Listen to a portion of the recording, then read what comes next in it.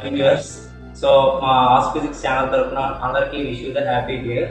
So మీకు ఫాదర్గా ఏంటంటే మనకి ఇంటర్ వాళ్ళకి అలానే మనకి జేఈ మెయిన్స్ వాళ్ళకి నోటిఫికేషన్ పడ్డాయి ఆల్రెడీ. ఓకేనా, ఫిబ్రవరి మార్చ్లో మనకి ఇంటర్ వాళ్ళ IT students board exams prepare అవబోతున్నారు. అలానే జనవరి 21 to 30 అలానే ఫస్ట్ సెషన్ అది. Next April 1 to 10 second session అన్నది జరగబోతుంది మెయిన్స్ వాళ్ళకి. సో వాళ్ళకి మా ఛానల్ తరఫున మేము మా వరకు అయిన హెల్ప్ అంతా కూడా వాళ్ళకి మేము చేస్తాం. సో ఈ వరకు మీరు చేయాల్సింది ఏంటంటే మీ ఫ్రెండ్స్ ఫ్యామిలీస్లో ఉండే చిల్డ్రన్ ఐఐటి ఒలింపియాడ్ చిల్డ్రన్ ఎవరైతే ఉన్నారో, అలానే నెక్స్ట్ ఇంటర్ ఐపీ బ్యాచ్ ఎవరైతే ఎగ్జామ్స్ ప్రిపేర్ అవబోతున్నారో, అలానే జేఈ మెయిన్స్ 2026 ఎవరైతే ప్రిపేర్ అవబోతున్నారో వాళ్ళకి ఈ వీడియోస్ కొంచెం షేర్ చేస్తే వాళ్ళకి హెల్ప్ అవుతాయని మేము కోరుకుంటున్నాము. సో మీరు చేయాల్సింది ఏంటంటే like, share, subscribe and do follow us physics. Previous వీడియోస్లో మనం speed and velocity theory classes కోసం మనం డిస్కస్ చేస్తాం. సో ఈ సెషన్లోని మనం స్పీడ్ అండ్ వెలాసిటీ ప్రాబ్లమ్స్ కోసం డిస్కస్ చేస్తాం. సో ఫస్ట్ ప్రాబ్లం ఏంటంటే a body covers 1/3 of the distance with speed 20 km/h and covers remaining 2/3 of the distance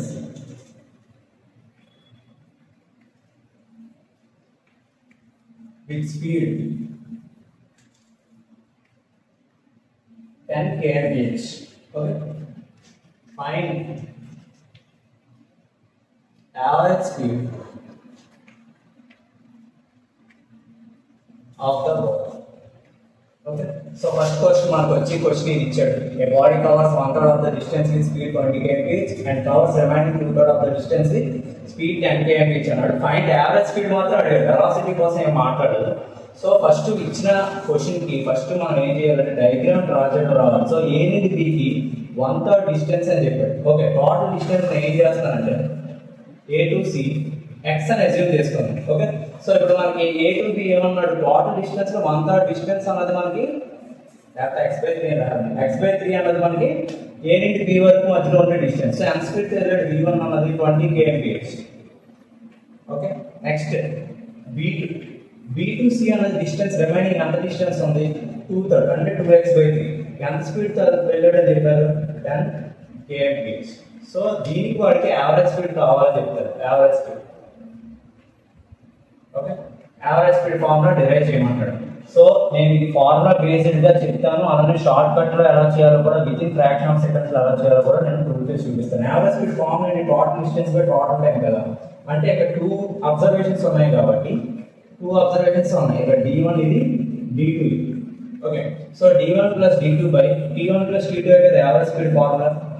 so d1 ఎంత అవుతుంది x/3 ప్లస్ d2 ఎంత 2x/3 బై టైం ఇంటర్వల్స్ ఎక్కడైనా మనకి దీనికోసం చెప్పాడా చెప్పలేదు. సో మనకి దాన్ని మనం ఎలా రాసుకోవచ్చు, speed is equals to distance by time కదా, then t is equals to d/d అని రాసుకోవచ్చు కదా. సో దాని ప్రకారం d1 by v1 plus d2 by v2. So ఇక్కడ x/3 ప్లస్ 2x/3 అంటే మనకు వచ్చే డిస్టెన్స్ ఏమవుతుంది, టోటల్ డిస్టెన్స్ x అవుతుంది. సో మనం ఇన్ టర్మ్స్ ఆఫ్ x లో కన్వర్ట్ చేసి రాసాం. నెక్స్ట్ d1 ఎంత ఉంది మనకి x/3 కదా, x/3 ఇంటూ v1 ఎంత ఉంది speed 20 plus next d2 speed ఎంత ఉందో చూడండి 2x/3 ఇంటూ v2 ఎంత మనకి v2 వాల్యూ 10. ఓకే, సో రెండిట్లోనే మనకి కామన్ గా మనకి ఏదైతే ఉందో అది బయటకు రిమూవ్ చేసాం. x బై రెండిట్లో కామన్ గా ఏముంది x/3 కామన్ గా ఉంది. So 1/20 plus ఎక్కడంతా 2/10. ఓకే, ఇది మనకి x/3 కామన్ తీస్తాను ఇక్కడ రెండు 2/10 అలానే 1/20 అని ఉంది. x క్యాన్సిల్ అయ్యింది. సో రిమైనింగ్ ఎంత ఉంది 3 రెసిప్రొకేట్ అయితే 5 వెళ్ళిపోతుంది బై. ఓకే, సో ఇక్కడ మనకి ఎల్సిఎం చేద్దాం. 20కి ఎల్సిఎం 10కి ఎల్సిఎం ఏమో అవుతుంది మనకి 10 2s 10 1s కాబట్టి 20 ఎల్సిఎం. సో డినామినేటర్ లో మనకి 20. సో ఇక్కడ 20 ఎంత ఇది మనకి 1 టైం. ఓకే, 20 కావాలంటే అలానే ప్లస్ 10 2 టైమ్స్ కదా, 2 చేస్తే ఇక్కడ 4 వస్తుంది. సో మనకి రిమైనింగ్ ఇక్కడ రాస్తాము ఈ బాక్స్ లో రిమైనింగ్ సొల్యూషన్. సో 3 ఇంటూ ఈ 20 రెసిప్రొకేట్ అయితే న్యూమరేటర్ వస్తుంది బై 10 4 ప్లస్ 1 అంటే 5 5 అంతలో 4 3 4 జా 12 kmph అనేది మనకి యావరేజ్ స్పీడ్ అవుతుంది. సో దీన్ని మనం షార్ట్ కట్ లో కూడా మనం ఈ diagram with help of diagram short cut లో కూడా with in fraction of seconds ఈ జనరల్ ప్రాసెస్ చేయకుండా ఎలా చేయాలో కూడా నేను ఇప్పుడు చెప్తాను. మనకి 12 kmph అనేది మనకు వచ్చింది యావరేజ్ స్పీడ్. సో అది మనకి జనరల్ ప్రొసీజర్. షార్ట్ కట్ ఒకటి చెప్తాను అన్నాను కదా. So short cut average speed formula ఎప్పుడైనా మనకి ఫ్రాక్షన్ 1/3 ఇక్కడ 2/3 ఉన్నాయి కదా. ఓకే. సో ఇక్కడ ఈక్వల్ డిస్టెన్సెస్ ఇచ్చినప్పుడు మన ఫార్ములా ఏం చెప్పాను మీకు 2v1 v2 by v1 plus v2 కదా చెప్తున్నాం. ఓకే. సో ఈ ఫార్ములా మనకి అది ఎలా వచ్చిందో ఫస్ట్ డిస్కస్ చేద్దాం. ఇక్కడ 1/2 ఇక్కడ 1/2 రెజ్యూమ్ చేసుకోవాలి. ఇక్కడ రాస్తాను. ఇది ఎలా వచ్చిందో తెలిస్తే దీనికి ఈ పర్టికులర్ ఫార్ములాకి అదే ఈ పర్టికులర్ క్వశ్చన్ కి ఫార్ములా ఎలా రాయాలో మీకు తెలుస్తుంది. ఓకే. సో ఫస్ట్ దీనికి ఎలా వచ్చిందో చూద్దాం. x/2 ఇది v1 ఇది v2 అనుకోండి. ఓకే. డినామినేటర్ ఇక్కడ ఏముంది? ఇక్కడ యావరేజ్ స్పీడ్ డినామినేటర్ వాల్యూ అంతా 2 కదా. సో 2 ఇంటూ మొత్తం స్పీడ్స్ ఏవైతే ఉన్నాయో అవన్నీ మల్టిప్లై చేసాను న్యూమరేటర్ బై ఇక్కడ మనకి ఏం లేకపోతే న్యూమరేటర్ 1 అనుకోవాలా ఆ 1 తోటి క్రాస్ మల్టిప్లై చేయండి. క్రాస్ మల్టిప్లై చేసి యాడ్ చేయండి. సో v1 ప్లస్ v2 ఇది మనకి దీనికి ఫార్ములా. ఇక్కడ ఏదైతే ప్రాసెస్ చెప్పానో ఇక్కడ కూడా అదే అప్లై చేయండి. చూద్దాం. ఇక్కడ డినామినేటర్ అంతా 3 ఇక్కడ అంతా మన numerator speeds v1 v2 multiply చేసాం బై ఇప్పుడు ఇక్కడ ఏదైతే నెంబర్ ఉందో దాంతో ఈ స్పీడ్స్ ని మల్టిప్లై చేయాలి. ఇక్కడ 1 కదా. ఓకే. మల్టిప్లై చేయండి. మల్టిప్లై చేస్తే 2v1 ప్లస్ ఇక్కడ 1 ఇంటూ v2 సో ఇప్పుడు మనకు కావాల్సిన యావరేజ్ స్పీడ్ ఫార్ములా వచ్చింది. చూడండి ఇప్పుడు with in fraction of seconds లో మీకు కావాల్సిన 12 kmph అలా వస్తుంది. v1 అంతా 20 ఇంటూ v2 అంతా 10 బై 2 ఇంటూ v1 అంతా 20 ప్లస్ v2 వాల్యూ ఎంత వచ్చింది 10. So 3 2 6 6 1 6 600 by 2 into 20 40 plus 10. So 60 600 by 50 0 0 cancel అయితే 5 అంతల 12 lakhs. So short cut procedure లో కూడా మనకి ఈ షార్ట్ కట్ ఎలాగైతే నేను ఇక్కడ చేశానో అలా మీరు ఫార్ములా మీరు డెరైవ్ చేసుకుంటేనే మీకు ఇది ఈజీగా ఉంటుంది ప్రాసెస్. లేకపోతే జనరల్ ప్రాసెస్ ఫాలో అవడం. ఓకే. నెక్స్ట్ క్వశ్చన్ చూద్దాం. A body travels along a hexagonal path అన్నాడు. హెక్సాగన్ అంటే ఎన్ని సైడ్స్ ఉంటాయి? టోటల్ గా 6 సైడ్స్ ఉంటాయి. సో కౌంట్ చేస్తున్నాం 1 2 3 4 5 6. సో మనకి ప్రతి ఫేజ్ లో కూడా మనకి స్పీడ్ v తో ట్రావెల్ చేస్తున్నాడని చెప్పాడు. ఓకే. సో దీనికి ఈ కండిషన్ కి average speed and average velocity calculate చేయమంటున్నాడు. సో పాయింట్స్ ఎక్కడ నుండి ఎక్కడికి ఇచ్చాడు చూడండి. ఏ నుండి d వరకు అంటే a టు d ఇది ఇనిషియల్ పాయింట్ ఇది ఫైనల్ పాయింట్. సో దీనికి మనం యావరేజ్ స్పీడ్ క్యాలిక్యులేట్ చేయాలి. యావరేజ్ స్పీడ్ ఫార్ములా అంటే మనకి total distance by total time కదా. సో టోటల్ డిస్టెన్స్ ఏమవుతుంది? జనరల్ యాక్చువల్ పాత్ డిస్టెన్స్ అంటే యాక్చువల్ పాత్ కాబట్టి so AB plus BC plus CD చూస్తే A ప్లస్ C ఏమవుతుంది 3A. So total time interval ఉంది. Time interval ఎక్కడ కూడా మనం మెన్షన్ చేయలేదు. సో దాన్ని మనం T d/v ఫార్మాట్ లో ఇంటర్చేంజ్ చేసుకోవాలి. Okay. So d1/v1 plus d2/v2 plus dt/v3. So 3a/b1 అంటే డిస్టెన్స్ అండ్ స్పీడ్స్ ఏవైతే ఉన్నాయో అవి అలాగే క్యాలిక్యులేట్ చేసుకోండి. a/b. ఓకే. నెక్స్ట్ ఇక్కడ డిస్టెన్స్ అంతా same a/b plus a/b. So 3a/b గా అవుతుంది టోటల్ గా. ప్రతి దగ్గర 1 1 1 అనుకోండి. 3a కదా 3 1 టైమ్స్ ఇలా యాడ్ చేసుకోండి. సో ఇక్కడ 3a క్యాన్సిల్ అయితే ఫైనల్ గా b రెసిప్రొకేట్ అయితే యావరేజ్ స్పీడ్ వాల్యూ b వచ్చింది. Next average velocity find out చేయాలి. Average velocity v bar. So దీనికి మన ఫార్ములా ఏంటి? Displacement by time or delta x by delta t అన్న కూడా అనుకోవచ్చు. Change in position by change in time కూడా అనుకోవచ్చు. సో మనకి డిస్ప్లేస్మెంట్ ఈ ఫార్ములా మనం ఇక్కడ కన్సిడర్ చేద్దాం. దీనికి 2 ఫార్ములాస్ ఉన్నాయి. Total net displacement by total time interval కూడా అవుతుంది. ఓకే. సో మనకి a నుండి d వరకు కావాలి. ఓకే.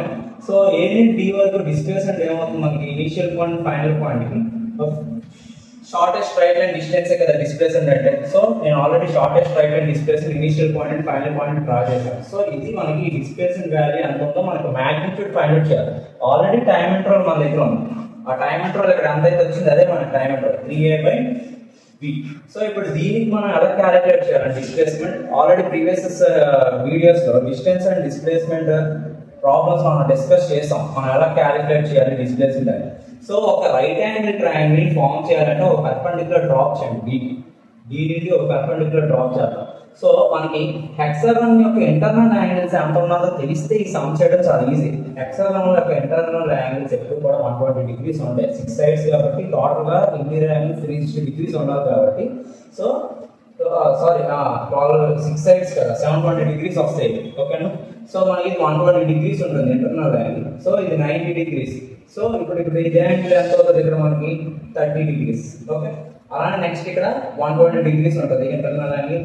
నెక్స్ట్ ఇక్కడ మనకి ఏమవుతుంది మళ్ళీ ఇది 120 degrees కదా, ఇది 90 degrees, ఓకే. 120 90 degrees సెకండ్, ఇది 30 degrees. ఆల్రెడీ సైడ్ రేషియోస్ లో 30 degrees కి 30 degrees అండ్ 120 degrees కి నేను సైడ్ రేషియో ఒకటి చెప్పాను, a:3a అనేది సైడ్ రేషియోస్ మనం డిస్కస్ చేసాం ఆల్రెడీ డిస్టెన్స్ అండ్ ప్రాబ్లమ్స్ లో. దాని ప్రకారంగా చూస్తే ఈ 120 డిగ్రీకి ఉన్న ఆపోజిట్ సైడ్ ఏమవుతుంది √3a, ఓకే. సో మనకి కావాల్సిన ఆన్సర్ వచ్చింది, ఇది ఏ కాబట్టి ఇది √3a. సో నాకు డిస్ప్లేస్మెంట్ కావాలి. రైట్ యాంగిల్ ట్రయాంగిల్ లో ఈ సైడ్ కి మనకు వాల్యూ తెలుసు √3a, అలానే ఈ సైడ్ కి వాల్యూ అంతా a. సో మనకి హైపోటెన్యూస్ కావాలి కాబట్టి సో మనకి డిస్ప్లేస్మెంట్ మ్యాగ్నిట్యూడ్ ఏమవుతుంది, డిస్ప్లేస్మెంట్ ఇది √π/3 థియరం యూజ్ చేస్తాం. సైడ్ స్క్వేర్ ప్లస్ ఎక్కడంతా side √3a whole square.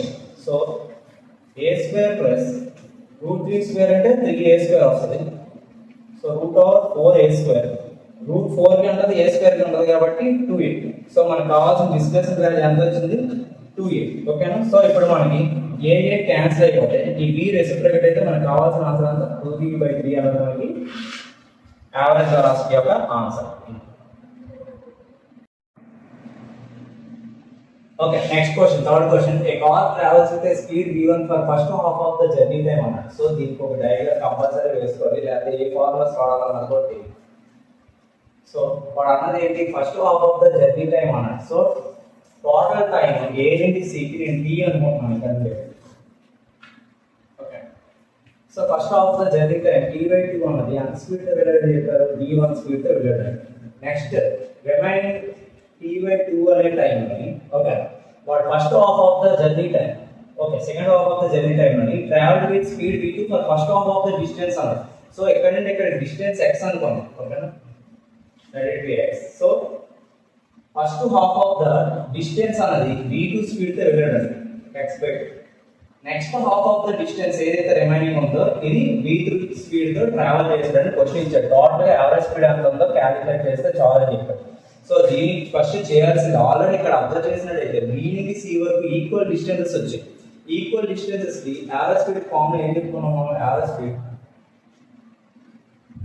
For equal distance.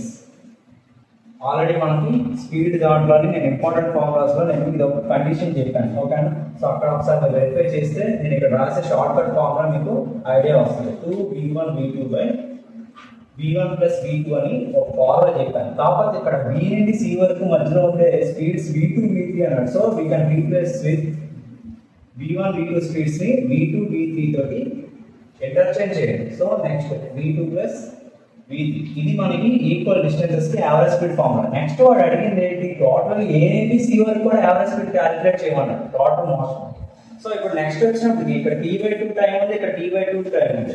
So average speed దీన్ని కూడా నేను ఆల్రెడీ స్పీడ్ దాంట్లోని నేను స్పీడ్ థియరీ క్లాస్ ఎప్పుడైతే చెప్పానో అందులో మీరు ఒకసారి నేను ఆ లింక్ కూడా మేము డౌన్ చేస్తాము. ఒకసారి అందులో ఒకసారి ఈ థియరీ కూడా ఒకసారి వెరిఫై చేసుకున్నాక అప్పుడు ఈ ప్రాబ్లం చూడండి, మీకు ఈజీగా problem. Average speed for equal times మనం ఫార్ములా ఏం చెప్పుకున్నాం, v1 ప్లస్ v2/2 అన్నది ఒక ఫార్ములా అక్కడ మనం డిస్కస్ చేసాం, ఇది ఎలా వచ్చిందో కూడా ఒకసారి క్లాస్ ఒకసారి వినండి. సో v1 ప్లస్ ఇక్కడ మనకి b నుండి c కి వచ్చినప్పటికి నేను ఈ స్పీడ్ v2' అనుకుంటున్నాను. b నుండి c కి వచ్చేటప్పటికి ఆ టోటల్ స్పీడ్ ఇక్కడ నుండి ఇక్కడికి ఏదైతే ఉందో దాన్ని మనం v2' అనే యావరేజ్ స్పీడ్ తో మనం ఇండికేట్ చేస్తాం. సో ఇక్కడ ఏదైతే యావరేజ్ స్పీడ్ వచ్చిందో అది v2' వాల్యూ కింద నేను కన్సిడర్ చేస్తాను.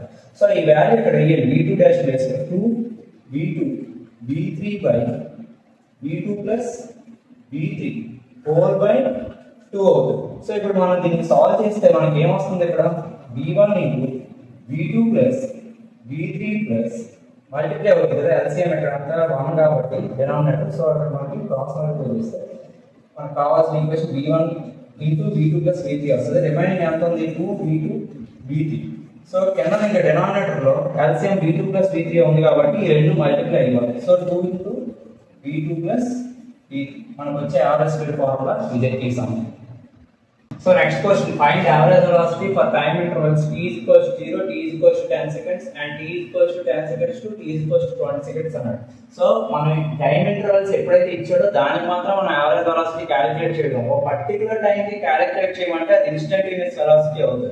సో యావరేజ్ వెలాసిటీ ఫార్ములా ఏం చెప్పుకున్నాం మనం ఆల్రెడీ, average velocity is equals to, so ఆ ఫార్ములా వేసుకుంటే మనకు ఈజీగా అయిపోతుంది delta x by delta t or x2 minus x1 by t2 minus t1. So వాడు ఇచ్చిన టైం ఇంటర్వల్స్ కి మనకి ఈ ఫార్ములా యూజ్ చేసుకొని ఇచ్చిన గ్రాఫ్ కి వాడికి యావరేజ్ వెలాసిటీ ఫైండ్ అవుట్ చేయాలి. ఫస్ట్ మనం దేనికి అడిగాడు 0 seconds అండ్ 10 seconds అన్నాడు, అంటే ఈ పోర్షన్ మనకి కావాలి. సో ఇక్కడ ఏ ఇది బి అనుకోండి, ఓఏబి అన్న ట్రయాంగిల్ కి మనం క్యాలిక్యులేట్ చేసి సరిపోతుంది average velocity. So average velocity ఏమవుతుంది, ఫస్ట్ దానికి మనకి t is equals to 0 to t is equals to 10 seconds ఎక్కడ కావాలి.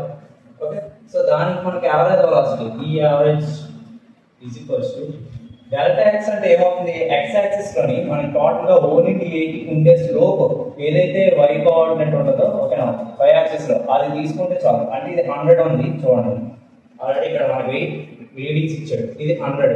ఓకే, అలా నెక్స్ట్ వచ్చే y1 అనే కోఆర్డినేట్ ఏమవుతుంది మనకి 0. సో ఇక్కడ మనకి x2 మైనస్ x1 చేస్తే మనకి వచ్చే ఏదైతే మనకి స్లోప్ లో మనకి ఆపోజిట్ సైడ్ ఉందో మనకి అది 100 మీటర్స్ వచ్చింది. So 100 by next time interval t2 minus t1 అన్నాడు, డెల్టా t అన్నాడు. అంటే చేంజ్ ఇన్ టైం ఏమవుతుంది 10 మైనస్ 0 కదా, t2 ఇది t1. ఓకే, సో 10 మైనస్ 0 అంటే 100 బై 10 అంటే మనకు వచ్చింది అన్న 10 మీటర్ పర్ సెకండ్ అన్నది మనకి average velocity for time interval 0 to 10 seconds. Next వాడు అడిగింది ఏంటంటే t is equals to 10 seconds to t is equals to 20 seconds కి మనకు కావాల్సిన యావరేజ్ వెలాసిటీ అడిగాడు. సో ఇక్కడ అబ్జర్వ్ చేసినట్లయితే 10 seconds కి 20 seconds కి మధ్యలో ఉండే లైన్ చూడండి, ఇది C అనుకున్నాం. AC అన్నది parallel to the time axis ఉంది. ఓకే, సో స్లోప్ అన్నది దీన్ని క్యాలిక్యులేట్ చేయడం. సో ఎప్పుడైనా మనకి స్లోప్ అన్నది parallel to time axis గాని ఉందంటే డైరెక్ట్ గా స్లోప్ అన్నది 0 ఉంటుంది. స్లోప్ 0 ఉందంటే మనకి యావరేజ్ వెలాసిటీ కూడా 0. సింపుల్ గా మనకి స్లోప్ ఆఫ్ లైన్ డైరెక్ట్ గా మనకి parallel to x axis ఉంది. సో దాన్ని బట్టి మనం ఈజీగా డైరెక్ట్ గా యావరేజ్ వెలాసిటీ అనేది 0 పెట్టాం, ఎందుకంటే ఇక్కడ స్లోప్ అనేది 0 అయ్యింది.